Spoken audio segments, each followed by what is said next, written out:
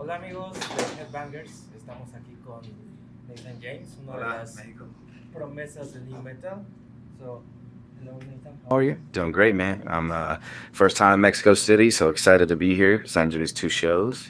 Can't complain, man. I love Mexico City, man. Y'all got the best food, best drinks, the cafes. I love it.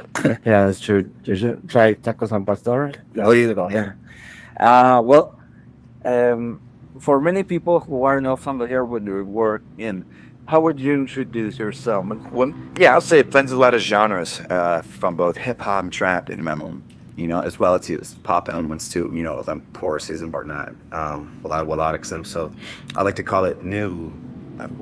If you're the metal, new metal, yeah, I am the king and new metal. You are the king on the went up. Yeah, I noticed that when I was checking your Instagram profile. Yeah, that really caught my attention. And what I going to ask you is, what is the difference between new metal and the classic new metal? Yeah, I mean, the classic new metal is the whole reason why I am able to do what I actually call new metal, which is just a more modern take on so just kind of blended more elements of the trap side of things, pop side of things, as well as just more modern stuff with singing, more metal stuff.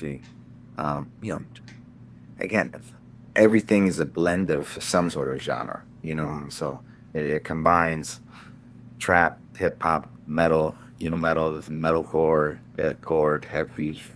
Yeah, and you have like specific influences.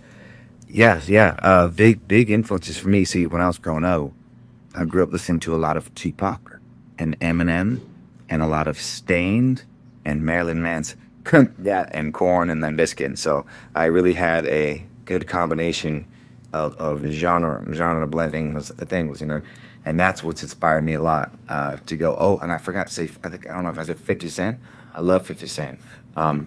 I got a lot of inspo, 50 Cent's kind of mentality and attitude, or just, know what he felt with you. I got a lot of that from 50 Cent, and just, that's what I love most about 50 Cent is his aura, his get shit done, his boss mentality. Yeah, because I believe that also you see really in style. It is alongside with like attitude. Oh yeah, big time. I was saying earlier just to be like, hey, sure, the rugal meaning of music is sound, but it's so much more than just that. It's attitude, it's your style, it's your aura, it's your mentality, it's your impact. There's so many things that go into music other than just actual sound. And besides adding all these elements to the new metal genre, what message do you want to convey from it? Yeah, my biggest message I'm always trying to convey with my music, it's just impact. I want it to leave an impact. The impact that it will leave will be different for everyone. And so as long as people walk away with a positive impact, then I've done my takeaway. Yeah, that's true. That's great. And if I'm not mistaken, you started your musical career in 2020? Yeah. It started in 2020 during the pandemic, which was really hard for obvious reasons. But we're able to get through it and learn and grow, and excited just to keep growing and keep learning. And since the beginning, you had this vision, like No, not at all. Not at all. Yeah, no. When I first started, it was hard for me to kind of figure out which direction I'm going to go with the music because there's so many different things I liked. When I first started, it was very kind of emo rapping, like Lil Peep, Juice World, XXXTentacion type of vibe, and then it transitioned more into like a rock element, more like a punk element, or then it turned more into so trap metal-y stuff. Was saying that kind of figured it all out at that point and kind of figured out my sound of this new metal stuff. I started to do a lot of things like songs like The Hangman, Medusa, and Toothdigger, Seems of the Shadows. All more of my songs start to transform more to final form. Yeah. Which is how it is for any artist or anyone doing anything. When you start, don't know fully what your style and your aesthetic of your music, your sound is going to be. And then over time, and get a little bit of this, a little bit of that, with this, and it all come to done you. And then it becomes you. Yeah, exactly. I believe that you already achieve that? You already know what is your style, your type of. Oh yeah, same, yeah. And But in the future, you do you think that you are going to be like exploring another types of genres or? I don't think so. I think because of what I'm doing now, I'm able to encompass all the genres, you know, that I like. I'm able to make it all work and be its own thing of new now. And some of these new now songs, it's maybe it's a little bit more pop, maybe it's a little bit more metal, maybe it's a little metalcore, deathcore, maybe it's a little more, a softer metal vibe. I'm able to do different branches of it all within the same Yeah. helm. I've heard that some critics and fans call this new, like the new revival of new metal, like in core, yeah, new metal core. Yeah. Would you say that new metal is the same? Yeah, I wouldn't say. Well, it's so hard to say, right? I mean, because everything at the end of the day is so technical. It all has a lot of alike and parallel similarities. But all that matters is that the metal scene, the rock community, the metal rock growth maybe and growing, and it's growing in a way that's fresh and it's new, and a lot of young youth are really into it and are aspiring to either have the aesthetic and the dress style, or with the listening on the universals and more to me and backtracking musicians or so from days that's going to continue to grow to spread. What I really admire about this genre is that it broke like the barriers between genre. Oh yeah, big time, yeah. Original new metal, yeah, really did break down that barrier of just rap and rock. Yeah. Yeah. And one of the things that is nice about that is that for vocalists or singers, uh, because of the combination of different styles, they need to have a wide range of sort of like singing. But dynamic, yeah, there are lots of different dynamic, yeah. So how do you do that? How do you take care of your voice? Do you have a specific singer as an influence? Yeah, biggest thing that I'm feel like evolving into is a beautiful thing about our voices is that we can always learn new full techniques and learn new sounds. The magic happens when you discover things accidentally. I feel like when you're not trying to sound like someone, but are just trying to do you, and then it comes out sounding just like, "Whoa, that's cool! I didn't know I could do that. I'm gonna do more of that." And that's where I feel it's true magic of music is, you're taking inspiration from everything you've heard and everything, subconsciously, you're not even consciously doing these things, but subconsciously, then you take all this information, all these things about vocals and sounds, and then it becomes your own thing, and now you have your own sound. And you also have a studio album that is called Hollywood Mortician. What is the meaning of the title? Yeah, so I live in Los Angeles, right? I live not, Hollywood, and there's a lot of, fame people and people trying to, only do what's going to benefit them, and they'll bend over backwards to, sell their soul, so to speak, to get whatever they. And so Hollywood Mortician is a lot of what I've experienced since living in LA.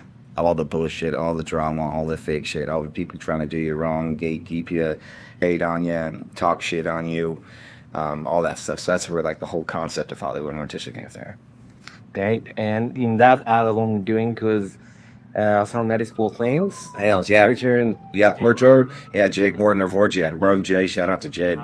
how it does happen. Well, yeah, my drummer actually also plays drums from Orgy, and so my drummer Tommy also is the one who introduced me to Jane from Orgy, and then we met, Divide, made a great song, and put that song out, and the press says, Yeah, that's a great song to others. And also, you released. I'm not sure if it was this year, but you released Bodies. That commercial. yeah, that was this year, yeah, that was just a little over a month ago. Let's film them. Yeah, Phil.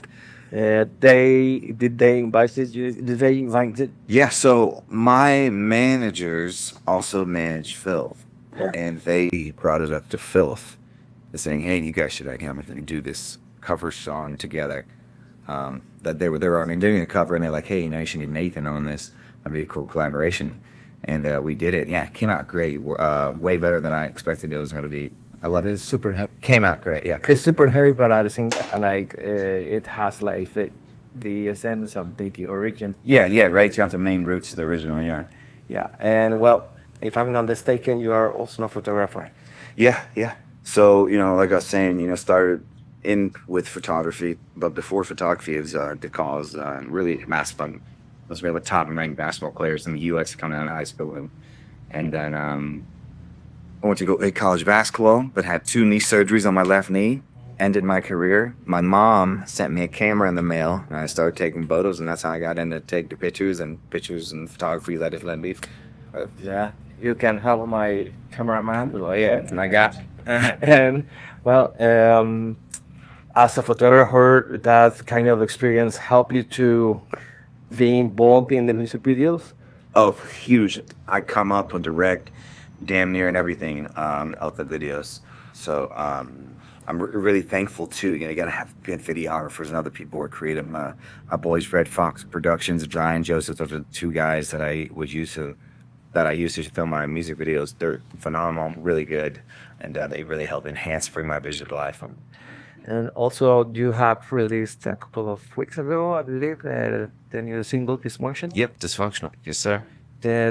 Is that single previewing to a new album or something? No, I don't think I'm gonna do another album anytime soon, or at least the traditional album format, which is, hey, here's an album, there's all these new songs on it.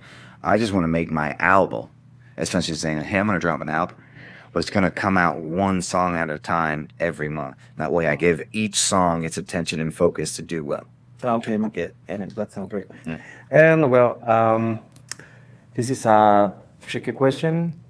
If you were able to assemble a super group or super band, what members would you? There's something to. Yeah. Yeah, man, that's a great question. I would definitely have to say outkill Marilyn Manson, Eminem, and 50 Cent. I will though. And then Jock Davis. Yeah. I'd be so late. That would be crazy, like very original in it. And well, tomorrow you are going to perform for the first time in Mexico. Oh, I have to say, and Aaron Lewis for Stained. I love that. I can't forget about Aaron Lewis. Yeah. Aaron Lewis. I always. What is your favorite Sting song? That's been a while. That's what actually put me on. As a little kid, I loved on YouTube with just like watching the music videos, and I ran across Stain. It's been a while, and I probably watched that music video. Have you ever heard the version that he has looking to part holding? No. Yeah. Oh yes, no, I have. Yes. And also in 2001, yeah, they were together in the Family Values tour, and Aaron Lewis performed with Linkin Park once the below you. Yeah, I've seen that on YouTube. Yeah, they have on my somewhere. And not the my yeah, that's it too. That's cool. Yeah, and well, tomorrow you're going to perform for the first time. Yeah, first time here at the Fuck Off Room. Bola, come say what's good. Yeah, and on Friday you are going to be with As I Lay Down. As I Lay Down on Friday, gonna be crazy show. What are your expectations on that? I just want it to be mayhem. I want to walk on stage, and I want everyone loud, have fun, having a good time, and I want everyone leaving being like, "Fuck, that was crazy. I'm gonna do something again." Yeah, perfect. Yeah. Well, that's everything. Like we have run out of time, and thank you very much for being here. Thank you, brother. I appreciate it. This is great. Hola, mi amigos. Nathan James, Headbangers.